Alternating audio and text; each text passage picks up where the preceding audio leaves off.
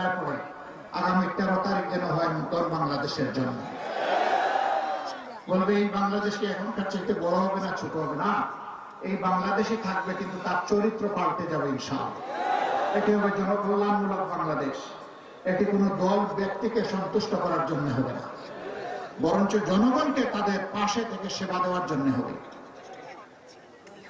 সম্মানিত ভাইরা, দুটি ভোট, একটি হচ্ছে গণভোট। ওই যে নতুন বাংলাদেশ যেটা আমরা চাই, ওই পচা রাজনীতি আর চাই না। যে রাজনীতি দাঙ্গাবাজ, মামলাবাজ, যে রাজনীতি চাঁদাবাজ, লুণ্ঠনবাজ তৈরি করে, দুর্নীতিবাজ তৈরি করে, ওই বাংলাদেশ আর চাই না।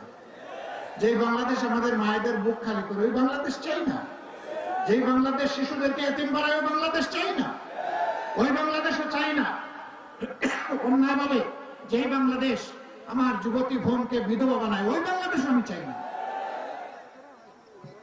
এই নতুন বাংলাদেশের প্রত্যাশায়, নতুন সূর্য উদয়ের আশায় ইনশাআল্লাহ 12 তারিখের প্রথম ভোট হবে গণভোট। কি বলবো? হ্যাঁ। গণভোটে কি বলবো? হ্যাঁ মানে আজাদি, না মানে গুলামি। আজাদি না গুলামি? আজাদি না গুলামি?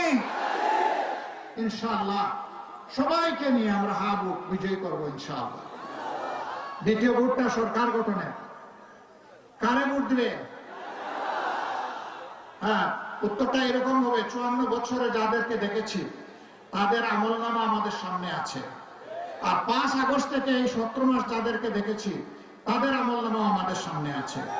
এখানে যাদের আমলনামাকে আমরা ভালোবাসবো তাদেরকে আমরা ভোট দেব। যারা নিজের দল সামলাইতে পারে না তারা কি দেশ সামলাতে পারবে? যারা নিজের দল সামলাতে পারে ইনশাআল্লাহ তারাই দেশ সামলাতে পারবে। বাংলাদেশ জামাতে ইসলামী চেষ্টা করেছে তার দলটাকে সামাল দেওয়া, কোন অন্যায়ের সাথে কেউ যাতে কোনোভাবে সম্পৃক্ত না হয় তার পাহারাদারি করা। এতদিন পাহারাদারি করেছি দলের, এবার আপনারা একটু মেহরবানি করে সুযোগ দেন। আমরা এখন 18 কোটি মানুষের চৌকিদারি করতে চাই, তাদের জীবন সম্পদ ইজ্জতের পাহারাদার হতে চায়। সে সুযোগটা আপনারা যদি দেন ইনশাআল্লাহ আপনাদের আস্থার প্রতিদান দেওয়া হবে আমাদের জন্য ওয়াজিব। আমরা জান প্রাণ দিয়ে সেটা চেষ্টা চালিয়ে যাবো ইনশাআল্লাহ। এবার আমি একে একে এখানকার 5টি আসনে, একটি আসনে ইসলামী আন্দোলন বাংলাদেশের সম্মানে আমরা আমাদের নমিনেশন প্রত্যাহার করেছি, বরিশাল 5।